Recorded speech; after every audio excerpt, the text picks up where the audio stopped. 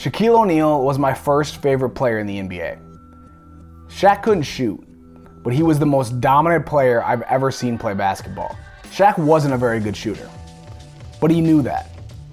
He knew that if you could get him to shoot jump shots, you'd probably have a good chance to beat him. But if he got you down low and he backed you down, he was gonna dunk on you and there was nothing you could do about it. Shaq was actually more athletic than some of you might remember, because if you're thinking of his Laker days and later, when he would just back everybody down and he was just too big and too strong to stop. When he was in Orlando, he could run the floor a little bit. Now, he was never like a quick guy, but for his size, he could move a little bit. But as he got older especially, and he got bigger and a little bit slower, he just played to his strengths. He didn't try to get into a jump shooting match with you. He didn't turn around and fade away on anything. He didn't pull up for three. He would just get the ball down low, he would back you down, he would push you over, and he would dunk on you. He was just too big and too strong to be stopped. I am not Shaq. I do not have the size and strength of Shaquille O'Neal. But when I play pickup basketball, I go down low because I know that's where I can play. I know I'm not a great shooter. I know I don't have great speed, but I have decent footwork and I developed a little bit of a little hook shot, and I can be tough to defend down low. So one time I was playing and I was matched up with this guy that was like 6 inches shorter than me.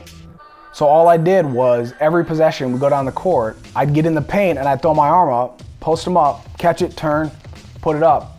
I did it like 3 times in a row. Finally, the guy kind of got mad and he was like, dude, that's cheap. Like, just because you're taller than me, that's what you're gonna do every possession? And I was like, yeah, but you're quicker than me and you're not afraid to use your speed as an advantage to blow by me for a layup. So I'm gonna use my strength to my advantage, just like you would, and you're gonna take advantage of my weakness. That's kind of how this whole thing works. A good athlete understands their strengths and their weaknesses, and they try to maximize their strengths and minimize their weaknesses. I talk about in a lot of these videos how God created you unique for His specific plan and His specific purpose. So I want you to look at your own life. What are your strengths that you can maximize, and what are your weaknesses that you can try to minimize? A weakness could be women. A weakness could be alcohol. Don't spend a lot of time hanging out in a bar, in a club, if you've got a problem with alcohol. That's a weakness of yours. You need to know that and you need to avoid that. A weakness can be, maybe you're not that good at standing up in front of a room full of people and talking about something. Public speaking is a weakness for a lot of people. A lot of people hate public speaking. I like public speaking. I like getting in front of a room and sharing my heart to people. That's a strength that God put in me. It's funny though, because I could speak to a room full of 1,000 people, but I'm not super comfortable in one-on-one situations. That's a weakness of mine. I'm not saying I gotta avoid people on a one-on-one basis. Shaq could have improved his shooting. Believe me, it's a weakness, but he could have worked on it.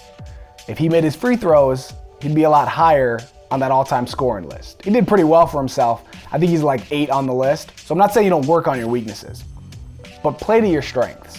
I will speak in front of a room of people anytime I get the chance. I will share what God has put on my heart. That's part of what I believe God's created me to do. I don't think it's prideful to say He made me good at that and that I enjoy that. And there are plenty of people that are great relationally, one-on-one or in small groups, but scared to death to go stand in front of people with a microphone. It's actually kind of funny because Tori Kelly was at our church a few weeks ago, the singer, and she was talking about how she was nervous being up in front on the stage and talking. I think she just performed at the Grammys. Like, intimidating, right? But when she's singing, that's her element. That's what she's created to do, so she was comfortable.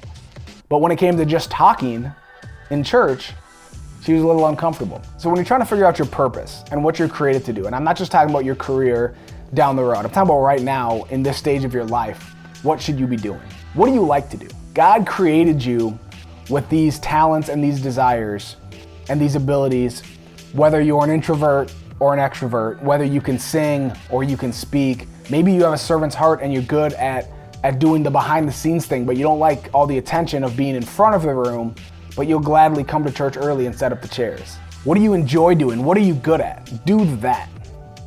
Yes, it's important to work on your weaknesses, but also it's extremely important to play to your strengths.